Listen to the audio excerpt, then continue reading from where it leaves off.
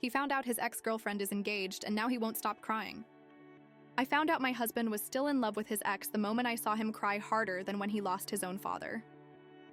We've been married for 3 years, together for 5, and I truly believed we had a solid life. The kind of relationship that starts with friendship, grows through shared projects, supports each other through rough times. I thought we were a team. Until a casual scroll through Instagram opened a wound I didn't even know existed. And it was wide open, infected, alive. It was a regular Sunday. We were on the couch. He was beside me with his phone in hand while I was reading. He made a weird sound, like a mix between a sigh and a gasp. I looked over, and his face had gone pale. Then he started crying. Quiet at first, then with actual sobs. His phone slipped from his hand and fell between the cushions. I picked it up without thinking.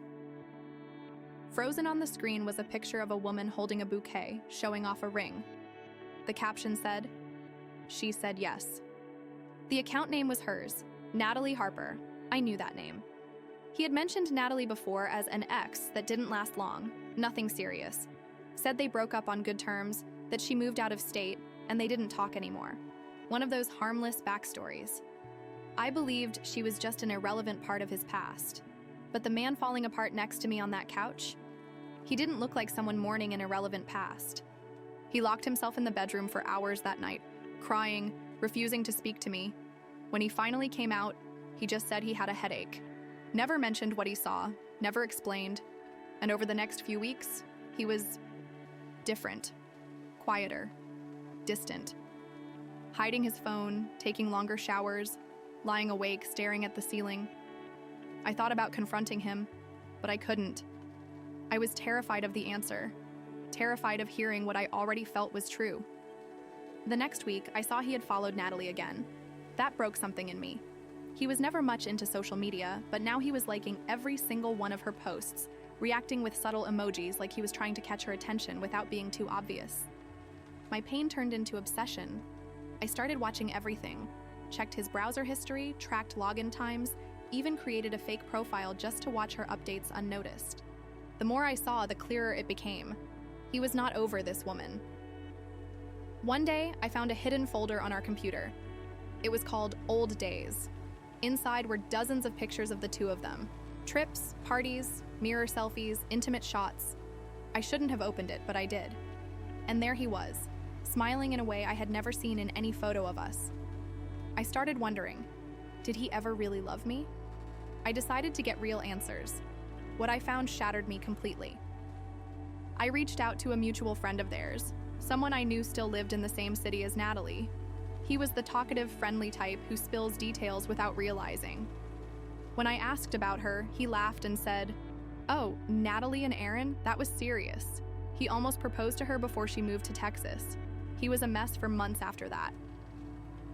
Those words hit me like a truck.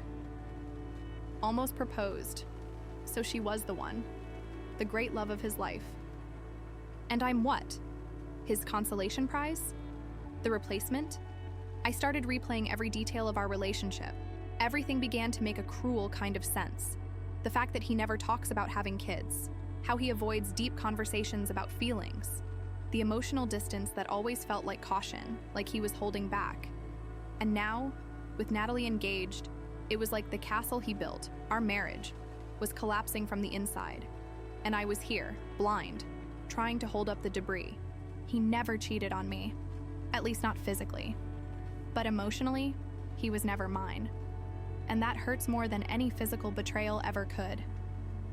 I hit rock bottom the night I caught him crying in the bathroom, holding one of her old t-shirts. He thought I was asleep. The shirt had the name of a band she loved. I'd never seen it before. It had been buried in the back of a drawer, like a relic. He held it to his face, smelling it like he was chasing a memory. That night, I slept on the couch. For the first time, I genuinely wished I could vanish, not out of anger, but out of sheer exhaustion. A few days later, he apologized, said he was going through a rough patch, that seeing Natalie's engagement had made him reflect on life and everything he'd lost, but that it didn't mean he didn't love me. I listened in silence.